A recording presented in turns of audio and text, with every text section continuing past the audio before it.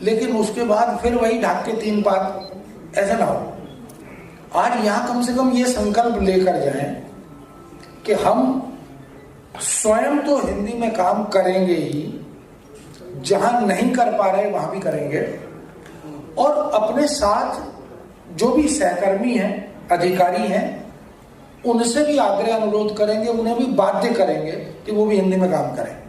अभी क्या होता है कि अधिकांशतः जहां जहां मुझे जाने का अवसर मिलता है और चर्चा पर चर्चा होती है, तो पता ये लगता है कि अधिकारी कह देता है कि अंग्रेजी में लाओ, तो हम सब हिंदी में काम करने वाले सरेंडर कर देते हैं।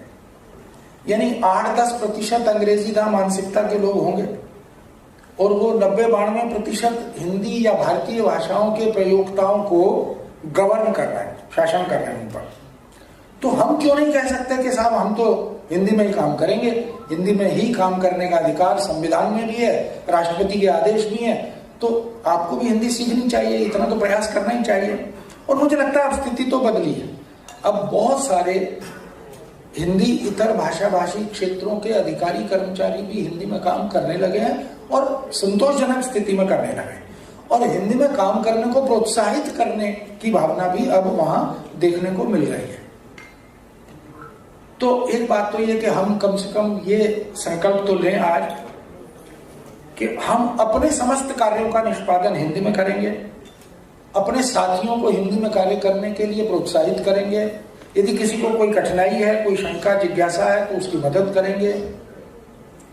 और दूसरी बात यह कि अटल जी ने जब वो प्रधानमंत्री थे तो विज्ञान भवन से संबोधित करते हुए एक बहुत छोटी सी बात, बड़ी सुंदर बात कही थी कि इस देश की विडंबना यह है कि यहाँ हिंदी की बात तो सब करते हैं लेकिन हिंदी में बात कोई नहीं करता।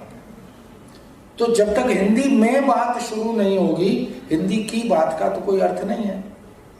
अब हिंदी में बात करने के लिए भी बाध्य करना है। जो अंग्रेजी बोले ना आपके सामने, कार्यालय में, परिकर में, परिवार में, मित्रों में, आप हिंदी में बात कीजिए, विश्वास के साथ कीजिए। उसका कॉन्फिडेंस डाउन होना चाहिए, हमारा नहीं। हमें पता लगे ना कि ये भारत का नागरिक है, इसको अंग्रेजी आती है, बड़ी अच्छी बात है, लेकिन इसको हिंदी आनी चाहिए। मुझे महावीर प्रसाद द्विवेदी का सरस्वती पत्रिका का एक एडिटोरियल है, उसका एक छोटा सा कथन है, वो बड़ा प्रासंगिक लगता है। उन्होंने उस समय 1903 में जब वो पत्रिका के संपादक बने, तो शायद 4 या 5 साल बाद किसी अंक में वो संपादकीय है,